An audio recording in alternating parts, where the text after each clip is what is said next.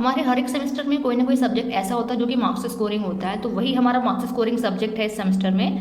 Subject का नाम है हमारा बिजनेस कम्युनिकेशन। काफ़ी इंपॉर्टेंट और अच्छा हमारा सब्जेक्ट है, इजी भी है। अगर आप चाहे तो मार्क्स स्कोर कर सकते हैं, परसेंटेज स्कोर कर सकते हैं। तो यूनिट फर्स्ट है हमारी व्हाट इज कम्युनिकेशन, जो कि सब्जेक्ट ही है। कम्युनिकेशन क्या है, कम्युनिकेशन का पूरा प्रोसेस बताना है आपको step by step with the help of diagram, है ना। क्वेश्चन सेकंड है explain the principles of effective communication. Exam में देखिए ये क्वेश्चन दो तरीके से पूछा जाता है, मैंने स्लैश करके दोनों चीज़ें मेंशन की हैं। अगर 7 C's ऑफ कम्युनिकेशन के नाम से आता है तो आपको याद रहता है कि हाँ भाई 7 वर्ड्स हैं जो कि सी से स्टार्ट है, वो हमारे 7 C's हैं।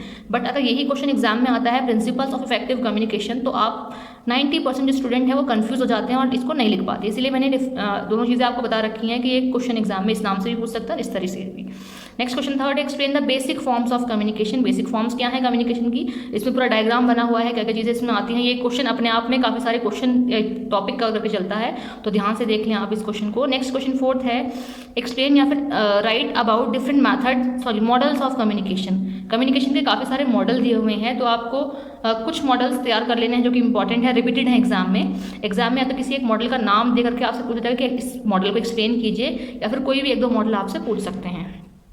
यूनिट सेकंड है question fifth, explain in detail the barriers of communication. तो बैरियर्स कम्युनिकेशन के आपको बताने हैं।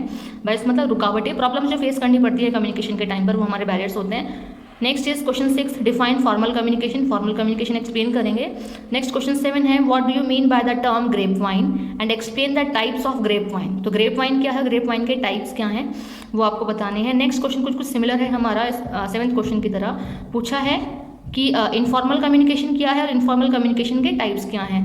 याद रखिएगा कि ग्रेप वाइन और इनफॉर्मल कम्युनिकेशन के टाइप्स कुछ सिमिलर हैं, मीनिंग में भी कुछ सिमिलर हैं। तो और दोनों में ही जो टाइप्स हैं, इसमें भी 4 है, इसमें भी 4 है, तो बहुत ज़्यादा कन्फ्यूजन क्रिएट होता है। तो इस कन्फ्यूजन मतलब आपको एक कन्फ्यूजन ना क्रिएट हो, तो आप ढंग से इस चीज़ को तैयार कर लीजिए, है ना। नेक्स्ट क्वेश्चन है define the term seminar, mock interview, individual and group presentation. तो ये हमारा सेक्शन ए में वेरी शॉर्ट क्वेश्चन में आते हैं। Next question 10, explain group discussion, जिसको शॉर्ट में हम बोलते हैं जीडी, कि जीडी क्या होता है ना।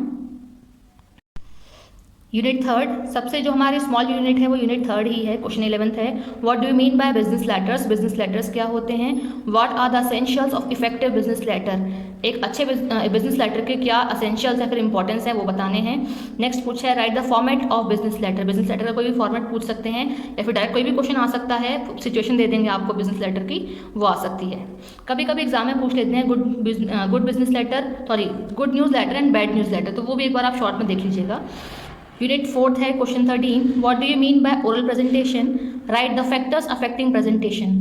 ओरल प्रेजेंटेशन क्या है और कौन कौन से फैक्टर्स अफेक्ट करते हैं प्रेजेंटेशन को, वो बताएंगे। नेक्स्ट क्वेश्चन 14 है define body language. Body language क्या है और बॉडी लैंग्वेज के टाइप्स आपको बताने हैं। नेक्स्ट क्वेश्चन 15 है what is resume, right the format of resume. ये एग्जाम में क्वेश्चन काफ़ी बार आया हुआ है, तो एक फॉर्मेट लर्न कर लें आप एग्जाम के लिए रिज्यूमे का। क्वेश्चन 16 है write the application of any one topic. कोई भी एप्लीकेशन लिखनी आ सकती है आपको, तो एक फॉर्मल एप्लीकेशन का फॉर्मेट तैयार कर लीजिए आप लोग एग्जाम के लिए। नेक्स्ट क्वेश्चन 17 है कुछ टर्म्स दी हुई हैं जैसे para language, effective listening and सर्वे। तो ये जो टॉपिक है पर्टिकुलर शॉर्ट है, लेकिन अपने आप में एक इंडिविजुअल क्वेश्चन में भी आ जाते हैं। Next question 18, explain the term effective listening. Effective listening देखिए इसके ऊपर मैंने शॉर्ट में भी दिया है और यहाँ पूरा एक इंडिविजुअल क्वेश्चन भी दिया हुआ है। नेक्स्ट है यूनिट 5th 19 क्वेश्चन है explain the different forms of communication. Different forms बतानी है कम्युनिकेशन की। नेक्स्ट क्वेश्चन 20, देखिए इसी क्वेश्चन में 2-3 चीज़ें कवर हैं हमारी। Right the words often confuse word, ऐसे वर्ड जो कि कन्फ्यूजन क्रिएट करते हैं वो लिखने हैं। Next words often miss spelled, जिनकी स्पेलिंग में हमें प्रॉब्लम क्रिएट होती है, कि बोलने में सेम लगेंगे लेकिन जो इसकी स्पेलिंग होती है वो डिफरेंट होती है।